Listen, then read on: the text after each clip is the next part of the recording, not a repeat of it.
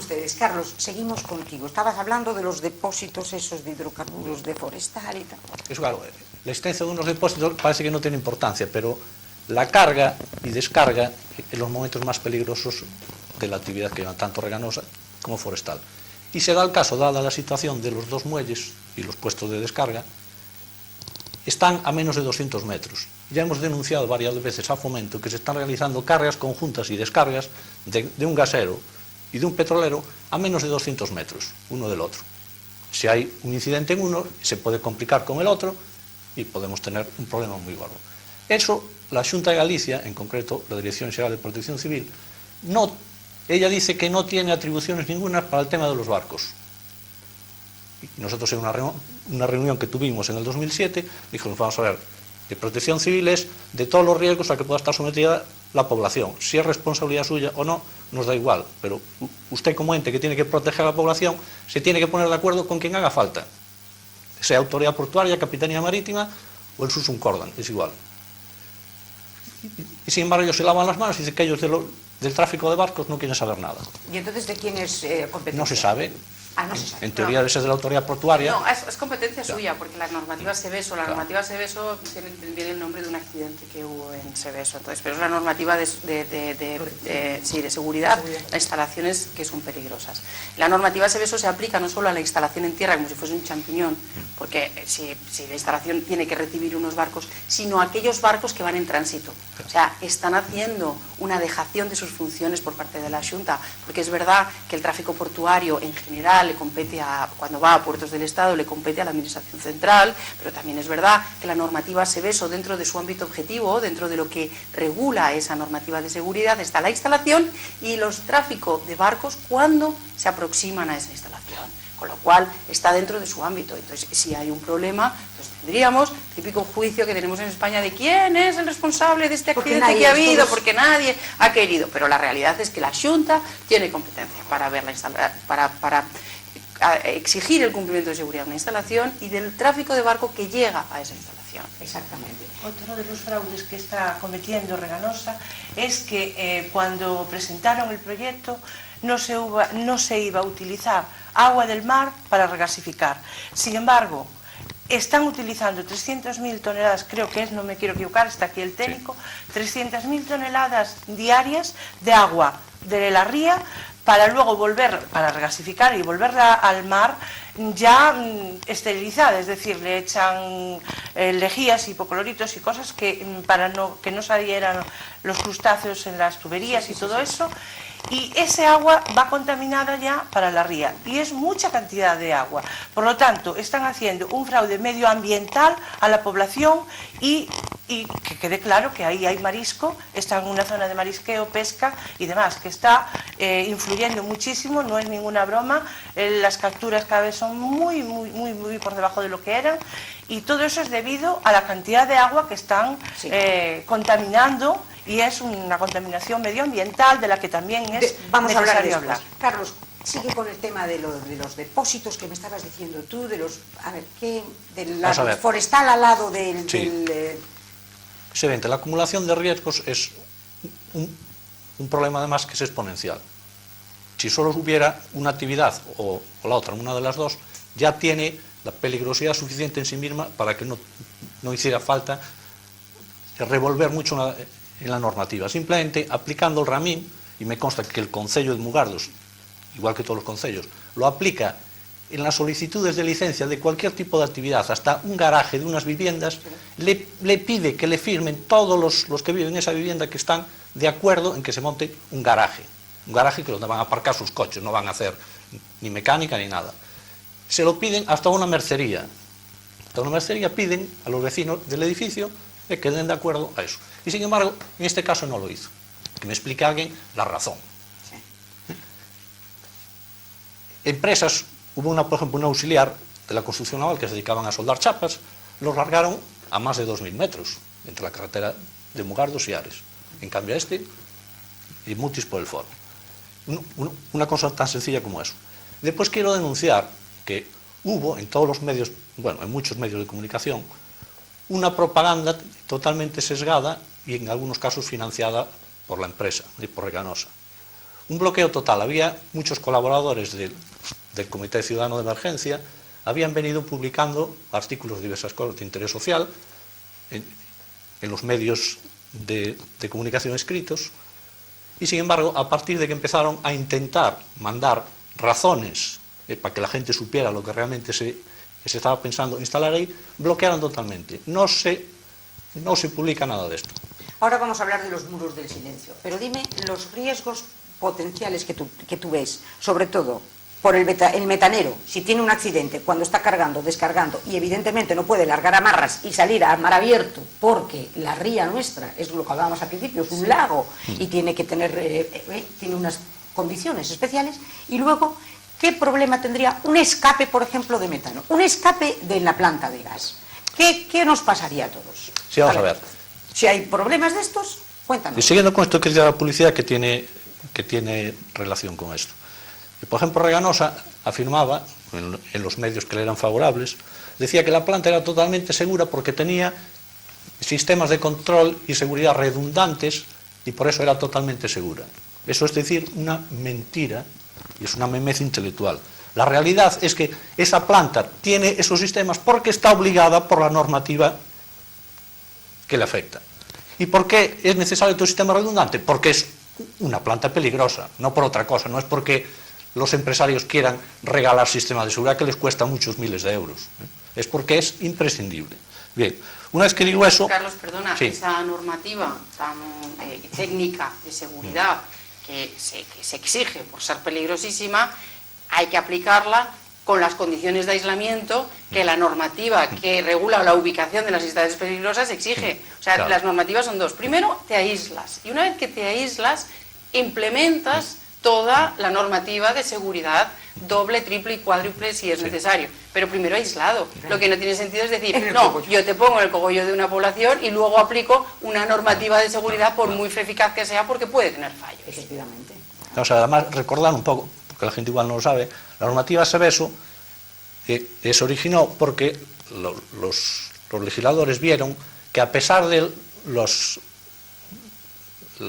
desarrollos tecnológicos, nuevos materiales, nuevos sistemas de control, mucho más sofisticados, dobles ordenadores, y todo eso, los accidentes en plantas industriales se iban duplicando en periodos de cada 10 años. Y dijeron, aquí hay que hacer algo.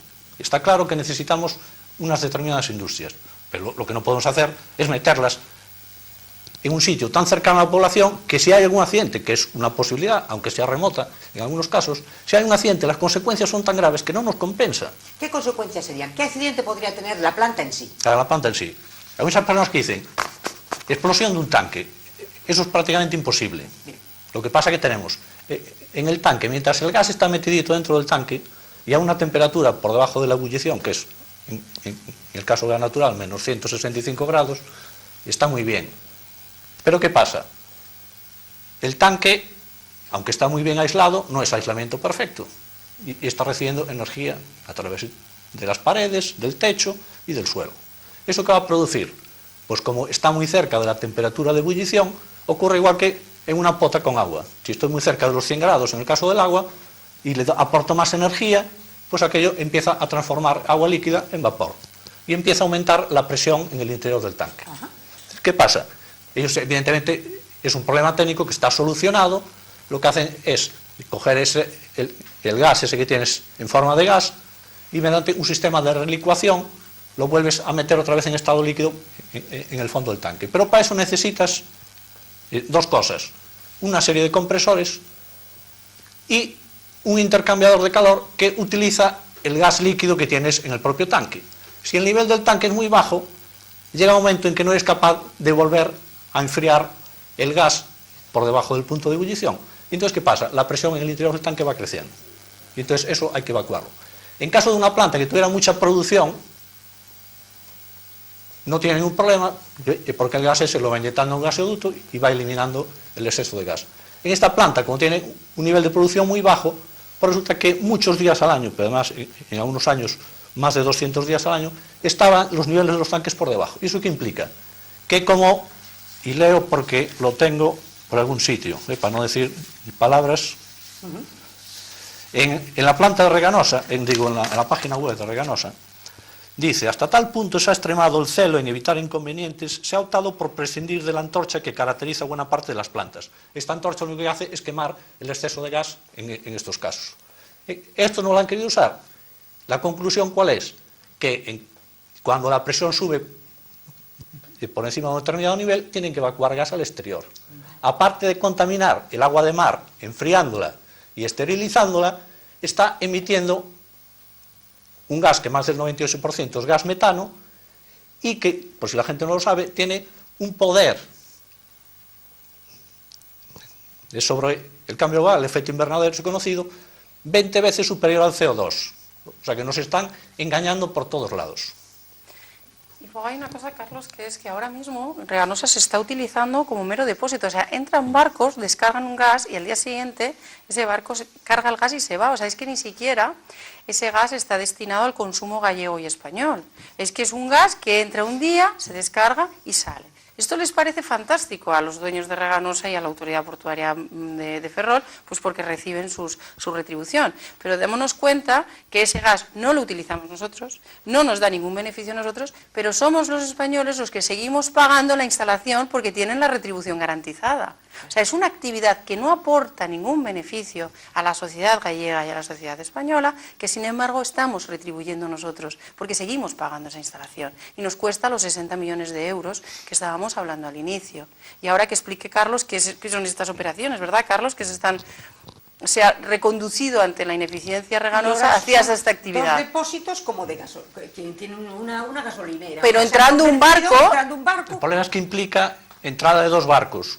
Uno que viene a descargar primero y el otro que carga y se lleva a un tercer país el gas. O sea, ese gas no nos beneficia a nosotros para nada. Ese gas no nos reporta nada para que no nos lo vendan como la cosa gallega, la independencia de que entonces si energética, nada. No existe. Y es más, somos unos meros depósitos en este momento que vienen los barcos, lo cogen y se lo llevan y se forran las manos. Autoridad portuaria, los remolcadores y los que están allí, los accionistas de la planta. Es importante insistir en lo del tráfico de gaseros, que no es una tontería. El Comité Ciudadano, desde el principio, dijo que había una serie de cosas que no podía cumplir ahí. Uno era el alejamiento de la población, otra, el tráfico de gaseros, porque es que sin gaseros no tienes planta de gas. Aunque algún político se creyó que lo generaban allí, en Mugardos. Algunos se pensó que la independencia energética era que a partir de ahí nada más que enchufaban un cable y ya salía gas. No, eso no es. Hay que traerlo por barco. Bien, ante nuestras denuncias, que no se puede por esto, 2001, dice Capitanía Marítima de Ferrol, no es necesario, no afecta para nada, dice, como es una instalación en tierra firme, no afecta para nada ni a la seguridad marítima ni a la navegabilidad en la ría de Ferrol. ¿Eso lo dijo? ¿Le podemos poner nombres? Bueno, no me gustaría porque... A mí sí que me gustaría. A Capitanía Marítima de Ferrol, porque es que yo siempre digo, cuando hablan, por ejemplo, de la Armada y tal, no es una señora con una peluca. O sea, está compuesta por determinadas personas. Hay informes firmados. ¿Por quién? En este caso, Capitanía Marítima de no Ferrol, es el capitán marítimo. No sé si con intención o no intención. Lo habían hecho en el mes de agosto, es posible que estuviera de vacaciones. ¿Quién lo firmó? Cardona, me parece que se llama. Bien. El que está, digamos... Capitanía Marítima, el señor el Cardona... que está en inspección de buques. Vale. Sí. Es parte de la organización de la Capitanía Marítima. Bien, en 2001 dijeron que no había ningún problema, porque era una instalación que tal. Como si no afectase los 50 y tantos barcos que estaba previsto que entrasen y saliesen de la ría de Ferrol. Es como un champiñón allí, ¿no? Esto es una instalación en tierra, ¿no? Una instalación en tierra vinculada... En el 2007 aparece la primera norma específica para gaseros cargados. Entonces dice, oye, en el 2001 decías que no afectaba para nada, y ahora hay una norma que afecta al resto de mercantes, y en cambio a los gaseros tuvieron que hacer una norma específica, un poco para cubrirse las espaldas. No solo contentos con esa norma específica, allí se habla de los requisitos de los remolcadores, las condiciones de viento marea tal, de si maniobras diurnas o nocturnas, y ese fue la primera, en abril de 2007, que fue el año en que se puso en marcha la planta. Desde aquella hubo 4 versiones diferentes. ¿Y para qué fueron? ¿Para mejorar? ¿Asegurar más seguridad? Al revés. Fue siempre para reducir los requisitos. De una composición de remolcadores inicial de 4 remolcadores de 60 toneladas de tiro, han pasado a una inferior. Después empezaron de que si las maniobras no tenían por qué ser con menos de 15 nudos. Entonces presentaron unos estudios y pusieron, en vez de 15 nudos, como denunciamos muchas veces que entraban los gaseros con más de 15 nudos, pues cambiamos la norma para que no haya problemas. Sí. Lo ponemos a 20 nudos más menos 5 nudos de pico de viento. O sea, relajándolo. Yo le quiero- Relajando todo. Todo. Y siempre jugando con la cosa de que a medida que pasan los años, la gente que interviene en esas operaciones, los remolcadores, los prácticos, evidentemente son profesionales y me consta que lo hacen lo mejor que pueden y saben, pero están obligados por las circunstancias. Tienen unas normas y siempre que cumplan esas normas ellos van a tener que hacer la operación, les guste o no les guste. Bien. Patricia. Hay una normativa que, bueno, todos estos que estamos denunciando es lo que se está ahora mismo conociendo el Tribunal Supremo y que ahora tendrá que resolver y dictar sentencia, ¿no? Pero hay una normativa de navegabilidad que dice que los barcos, en caso de que surja una emergencia, tanto en la terminal como en el propio barco, el barco tiene que soltar amarras y separarse del puerto y abandonar el puerto por sus propios medios. Aquí sus propios medios no puede porque necesita remolcadores. Pero yo quiero plantear, para que la gente lo sepa y pueda opinar, si el barco tiene una emergencia en Puente Promontoiro, tiene que salir y está la marea baja, ¿dónde va ese barco? Ese barco o se va a acercar, tiene el punto de fondeo, que es el punto de fondeo de Santa Lucía, eso es en medio de la ría. O sea, está más cerca de Ferrol, está más cerca de La Graña y está más cerca de Mugardos. Para que la gente sepa que si hay una emergencia en Punta Promontoiro, no solo son peligrosos los tanques, sino que el barco se va a quedar en medio de la ría y va a afectar a todo el mundo por igual, porque no puede salir de la ría. Entonces, esa norma de navegabilidad, que es además de lo más razonable, es que es de sentido común. Sí, ¿por qué? Porque si tú tienes un tanque cargado y un barco cargado, para que no se multiplique el efecto, lo que dice la norma de seguridad es al menos que el barco abandone la terminal para aislar ambos efectos. Bueno, pues aquí el abandono es de 500 metros, porque no puede abandonar la ría, con lo cual se va a quedar en un punto entre Punta Promontoiro, Ferrol y La Graña, y Mugardos. Con lo cual se produce un accidente y vuelve otra vez a repercutir momento, a los tanques. Con lo cual, esta es la realidad de la terminal de Punta Promontoiro. Este es el entorno en el que se ha construido este despropósito. Y no estamos contemplando lo que citaba el catedrático del vídeo, que hablamos al principio, del objetivo 2 del terrorismo en este momento. No, en eso no estamos... Ya ni siquiera hemos entrado en eso. No. Porque es que en este momento, en supera. los Estados Unidos, todas las plantas estas se están haciendo fuera, o sea, en plataformas, precisamente, porque en este momento es objetivo 2, por no decir 1. No, es que si las Torres Gemelas volaron como volaron, imagínense ustedes con estos de la IS o todos estos ahora los que se vengan aquí y que digan menudo chollo, porque además al ladito del apóstol, porque es que prácticamente hasta vuela Santiago. Sí, lo que pasa O sea lo que pasa que en España hemos tenido que discutir lo obvio. El gran fraude que ha habido y la gran corrupción que ha habido ha llevado a que los ciudadanos tengan que discutir lo obvio, o sea, que tengan que clamar porque el sentido común se cumpla. Ya no llegamos a discutir temas de terrorismo, aunque en su día lo dijimos en los informes, que cualquier podía ser un objetivo terrorista, pero nosotros estamos en un paso previo, o sea, nosotros estamos pidiendo que se cumpla la normativa, no ya que se evite un ataque terrorista, que podría ocurrir también en una instalación que fuese legal si la planta de gas hubiese construido en el puerto exterior, seguiría siendo un objetivo terrorista. Lo que ocurre es que por las condiciones de aislamiento no tendría la repercusión que podría tener estando dentro. Eso ya es una derivada, es un añadido. Nosotros estamos pidiendo que se cumpla la legalidad del sentido común, además. Ya nos tenemos que hablar de normativa. Todo este sentido común, al final, las normas lo reflejan.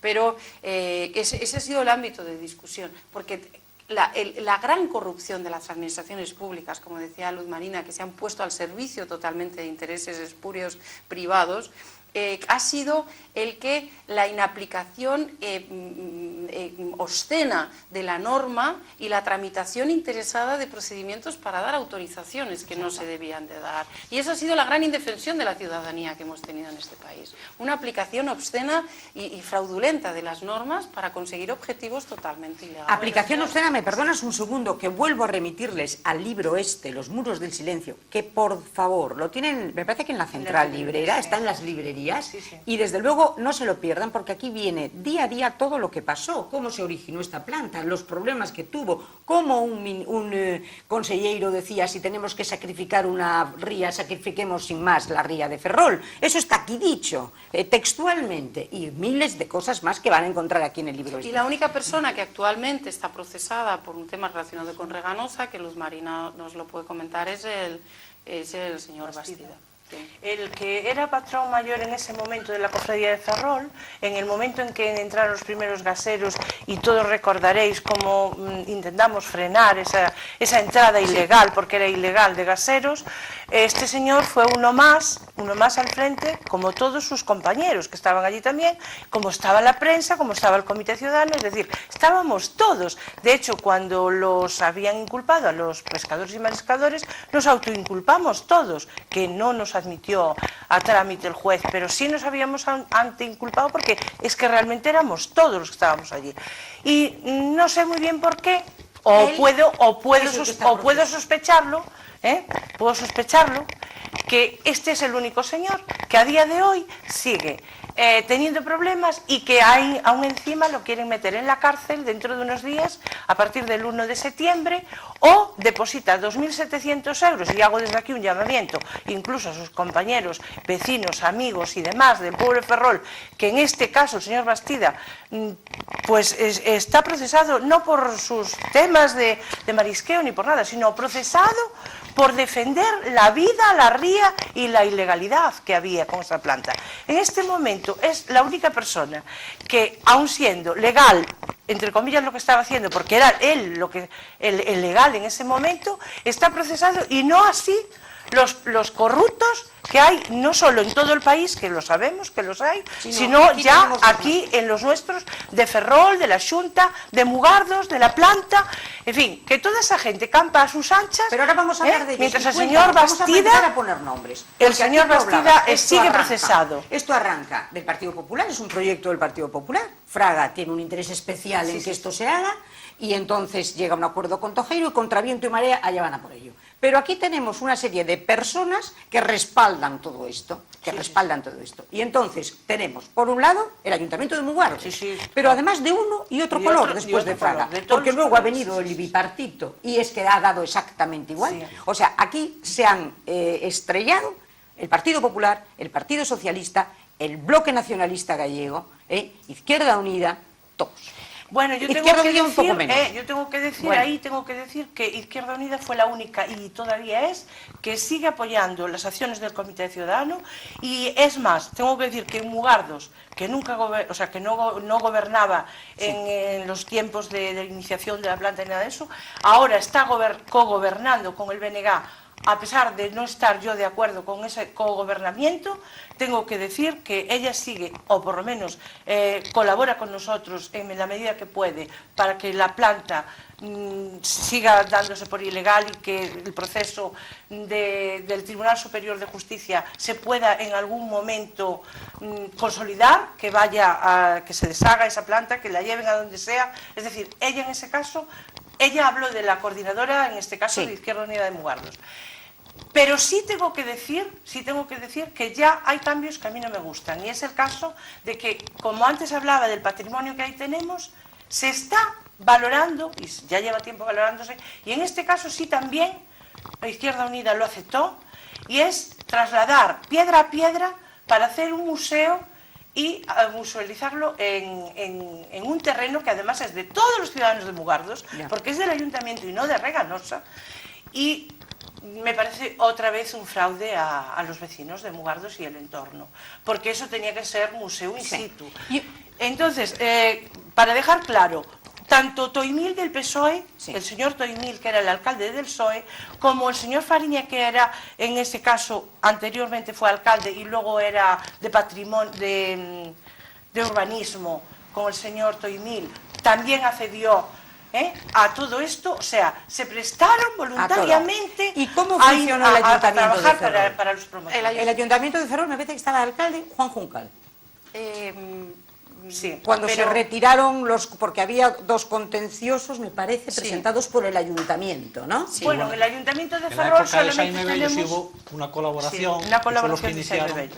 unos contenciosos contra Al la principio. El ayuntamiento autorización de con, construcción. con Jaime Bello colabora Con con Jaime esto. Lo que pasa es que, pues, cuando cambiaron, la propia Xunta incitó al Ayuntamiento de Ferrol a que se retirase de los procedimientos La en los Xunta que del estaba BNG, actuando. hablamos de la Xunta bipartito, PSOE, BNG, fueron los que recurrieron después de habernos dado la sentencia favorable a los vecinos, recurrió PSOE y BNG, es grave lo que estoy diciendo, PSOE y BNG recurrieron ante el tribunal para que no nos diera razón, es decir, para que no... En contra de en los contra vecinos. de los vecinos. Es decir, que en un principio el gobierno del BNG, al frente de Jaime Bello, nos permite no solamente colaborar con nosotros, nos permite una serie de prebendas, incluso nos llega a pagar o parte financiar el viaje a Bruselas, el primer viaje del comité, Ajá.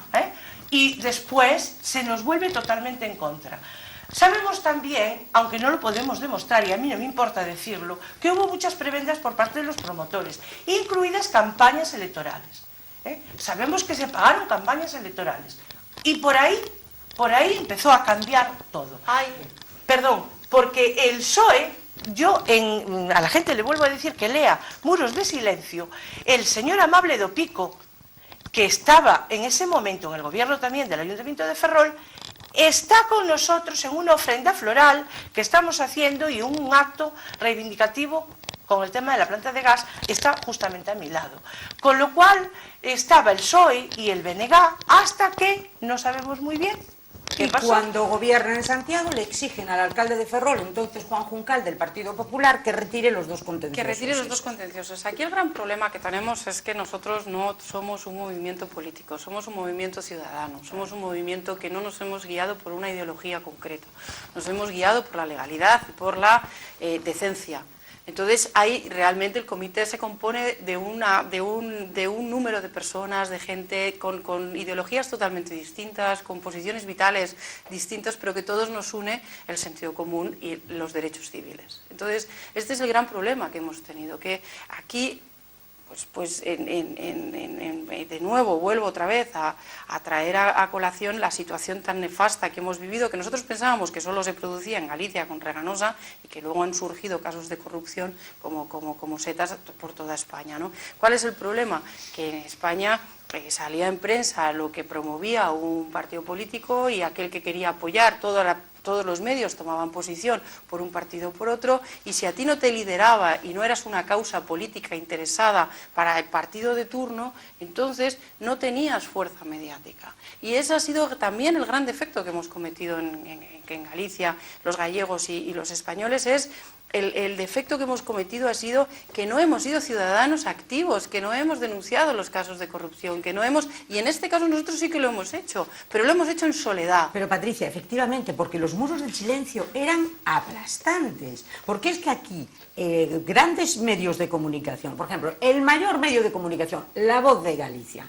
La Voz de Galicia no solo no se hacía eco de las ilegalidades, sino que La Voz de Galicia se hacía solo eco de las notas de prensa. Porque yo también, con total claridad, muchas veces los grandes medios de comunicación, los grandes periódicos o los periódicos de tirada principal, muchas veces, con todo mi respeto, no hacen periodismo, publican nota de prensa. Sí, entonces lo que han hecho ha sido, La Voz de Galicia no solo nos hacía eco de nuestras reivindicaciones, sino que sistemáticamente ha ido publicando todas aquellas notas de prensa que desde Reganosa se le hacían llegar y que hacían valoraciones positivas de la planta de gas. Entonces, no hemos tenido capacidad para poder trascender lo que era la comarca de Ferrolterra con este problema. Ha sido realmente complejo y además...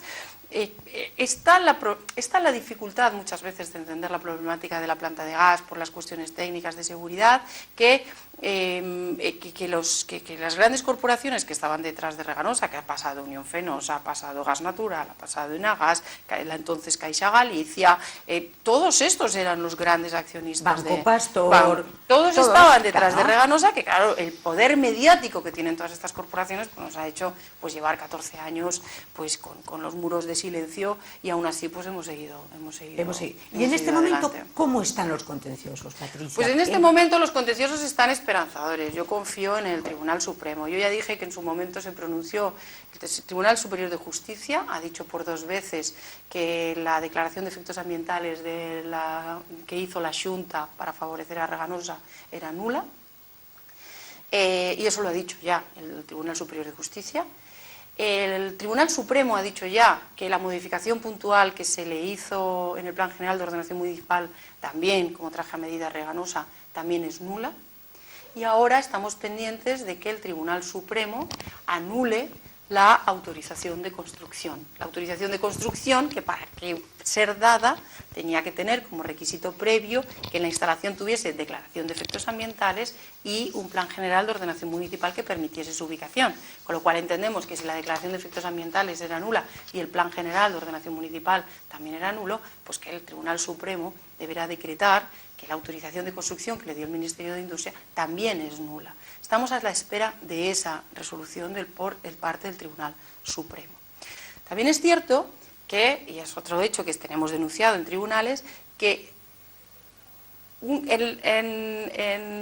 dictada en junio del año pasado la sentencia del Tribunal Supremo anulando el Plan General de Ordenación Municipal, que ahí es nada, el Tribunal Supremo dice que la modificación puntual de Mugardos que permite la ubicación de Reganosa es ilegal.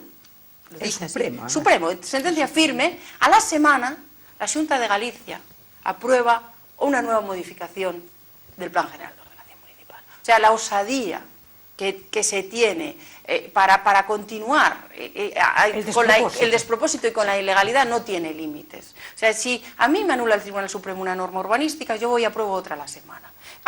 Apruebo otra, además, partiendo de la existencia de Reganosa. O sea, si Reganosa es ilegal porque el Plan General de Ordenación Municipal no permitía esa ubicación, no va a haber otro plan general que lo pueda subsanar ese defecto que tiene de origen. ¿Qué pretenden? Llevarnos a otro contencioso. Porque en este país el poderoso es el que te lleva al contencioso, ganan tiempo, entonces te tienes que ir tú a los tribunales, el Tribunal Superior de Justicia pues a veces a lo mejor tienen suerte, entonces la justicia la manipula aquel que comete la ilegalidad y que tiene poderío financiero y te puede llevar a tribunales y dice, bueno, yo te llevo a tribunales a ver cuánto tiempo aguantas. Y entonces pues nosotros, pues gracias a la asociación, gracias a la colaboración de mucha gente que va tirando de los costes judiciales, porque encima ahora nos han caído las tasas del señor Gallardón, que ya es lo que nos faltaba. Decir también que gracias a la abogada, doctora y demás, aquí Patricia Gabeira, que no nos cobró un duro en todos estos 14 años, pudimos las asociaciones mantener el estatus, porque si no hubiera sido imposible. Bueno, y después había liberos de que decían que si yo trabajaba para Gas Natural, y cuando entró Gas Natural en Reganosa dijimos, venga, ¿para quién trabajaba yo? Eso quiero que quede claro, a los vecinos de Ferrol y Comarca que esta señora no está cobrando un duro. Que le deben un tributo a esta señora, que le debemos mucho todos, porque aún encima ella vive en Madrid y está llevándolo todo desde su gabinete de Madrid y es impresionante el trabajo. Yo, por suerte... Pero más me deben los abogados contrarios y los despachos contrarios que se tienen que estar forrando de todos los procedimientos. Es lo que iba a decir. Eso sí que les paga Reganosa, y les paga Reganosa con el dinero de todos los españoles. Yo estuve en su despacho en Madrid y puedo decir que tiene toda una pared de extremo a extremo, que no es poco, del tema de Reganosa trabajado día a día por ella y sus trabajadores. Es decir, que nosotros lo que pedimos muchas veces colaboración ciudadana para aportar es porque a raíz de lo que ella dice, de las leyes que sacó el señor Gallardón, nos cobran ya antes de empezar el procedimiento, tenemos que depositar un dinero. Entonces, claro, nos vemos con que 1.300, 1.200 euros de repente para depositar y no tenemos, el comité no tiene, entonces salimos a la calle, pateamos, pedimos a la gente, vendemos rifas, ahora estamos vendiendo unas rifas para un fin de semana en una casita de turismo rural por €1 para tener dinero y poder pagar a los procuradores, a las tasas judiciales y demás. Entonces, estamos siempre bajo mínimos o en cero, en números rojos, debido a la cantidad de dinero que tenemos que pagar por el señor Ruiz Gallardón. Pero aún así no nos vamos a milanar. Aún así, como sabemos que tenemos la razón y que el Supremo nos la dio y que además en una parte es irrevocable porque ya no pueden ir a por esa sentencia porque es total y absoluta, tenemos la convicción de que eso va a salir fuera de ahí en el tiempo que sea, pero lo vamos a seguir luchando. Mira, decir que hace muy pocos días el Comité Ciudadano también promovió la 8ª marcha a pie de Ferrol-Mugardos, que llevamos hecho desde hace 8 años, que seguimos ahí porque mucha gente, como los medios, no nos están sacando todo, como volvemos a que nos están silenciando, pues ahora que tenemos la oportunidad de decirle al pueblo y a la ciudadanía que nosotros seguimos trabajando y luchando, que hicimos una marcha a pie a Mugardos, que hicimos un festival no simplemente por ir, sino que el sacrificio de la gente que fue para sacar dinero, para poder tener un dinero para todas estas cosas. Hay una cosa que además yo quiero dejar clara, porque has hecho mención a la memoria de mi padre al inicio, y es que yo todo esto no lo hago por mantener viva la memoria de mi padre, ¿eh? O sea, yo tengo un convencimiento propio, individual, y la ilegalidad es la misma ahora que en su día, y que si yo llevo todos estos procedimientos es por convicción de la tropelía que ha sido, no por mantener románticamente una posición que adoptó mi padre frente al Comité Ciudadano, ¿eh? Es una posición absolutamente personal y además con fundamento jurídico y convencido. Hay 3 cosas en la calle que yo creo que son las 3 grandes falacias. Una, si ya está, dejadlo porque no protestáis, haber protestado antes. 2, es fundamental para el desarrollo de Galicia. 3, en una comarca deprimida da puestos de trabajo. Y 4, ahora no se va a desmantelar, porque ahora que está. Estas 3 cosas están ahí en la calle, la gente lo dice, oye, pero callaros, porque es que entonces esto... ¿Cómo lo veis? La primera falacia de que es, como, ¿por qué no protestasteis en su momento? Es lo que ha dicho Luz Marina, protestamos desde el año 2000, desde la primera solicitud que se hizo a la autoridad portuaria, que además ya se engañó a la autoridad portuaria porque se pidió una ampliación del puerto de forestal, sin decir que era para Reganosa, que ahí engañaron a la autoridad portuaria. Desde entonces estamos diciéndolo. No es nuestra culpa que las instituciones en este país hayan funcionado tan mal y que la justicia sea tan lenta como para que después de 15 años no tengamos resoluciones en firme. Nosotros estamos al revés, se tiene que ver como un orgullo por nuestra parte que a pesar de ese mal funcionamiento institucional y de la justicia, nosotros hemos continuado durante todos estos años precisamente por el convencimiento que tenemos.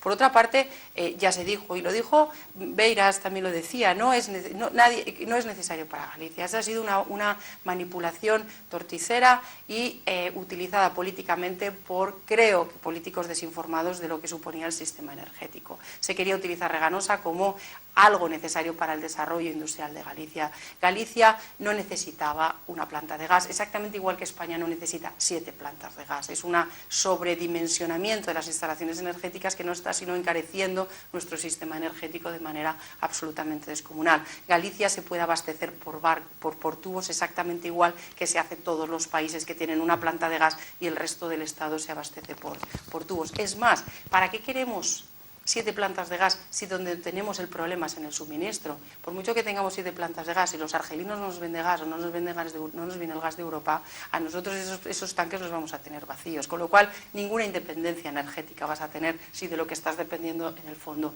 es del origen.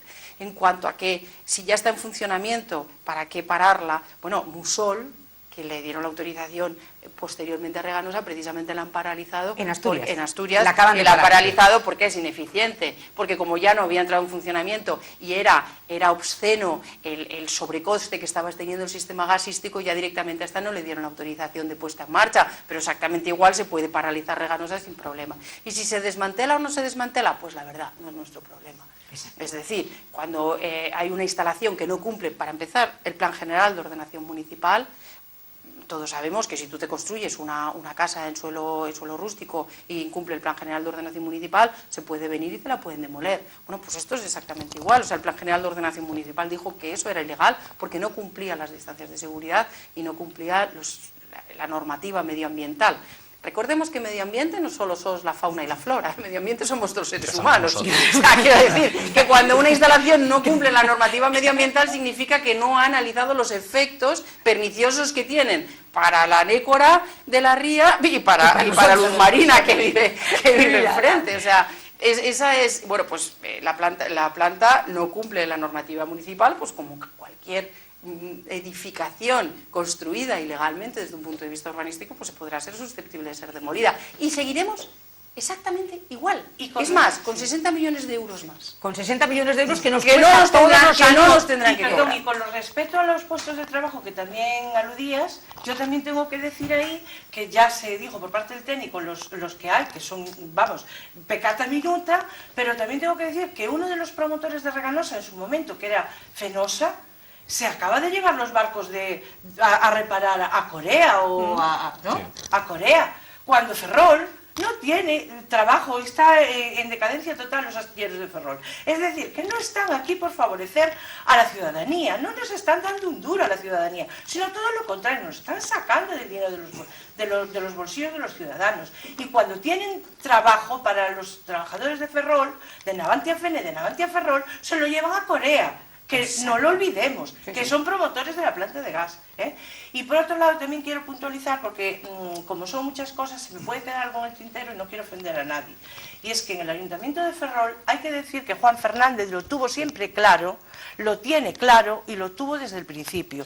Y gobernara con quien gobernara o estuviera en la oposición, siguió defendiendo con nosotros este tema, porque es una persona, como todos sabéis, capacitado por sus estudios, por su trabajo, porque en su momento tuvo un cargo muy importante y porque lo tiene clarísimo. O sea, que Juan Fernández y Izquierda Unida de Ferrol siguen diciendo que esa instalación es ilegal y que, bueno, que puede ser letal. Vamos. Siento muchísimo, pero estamos llegando ya al final, nos queda nada, un minuto.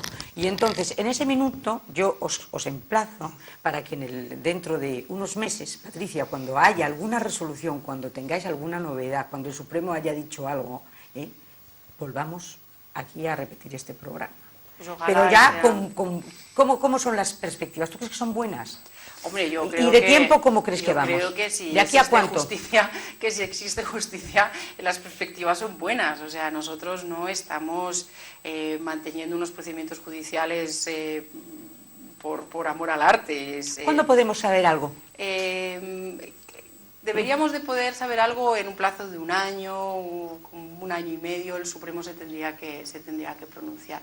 Una vez que se pronuncie el Supremo sobre la validez o nulidad de la autorización de construcción y de la autorización previa, entonces será ya pues la resolución definitiva, porque podremos pues acudir después al Constitucional, pero ya todos sabemos que el Constitucional es una plaza difícil de conquistar. Entrar en el Constitucional es muy complicado, pero yo creo que en un año y medio deberíamos de poder tener ya una resolución del Tribunal Supremo definitiva sobre la ilegalidad de la autorización de construcción que le dieron a Reganosa. Si poner 3 puntos encima de la mesa, tú dirías, en este momento la planta no es rentable. No es rentable. En este momento se utiliza como depósito de almacenamiento que va y viene, que lo cogen, o sea, son unos depósitos y para usted de contar, no es rentable.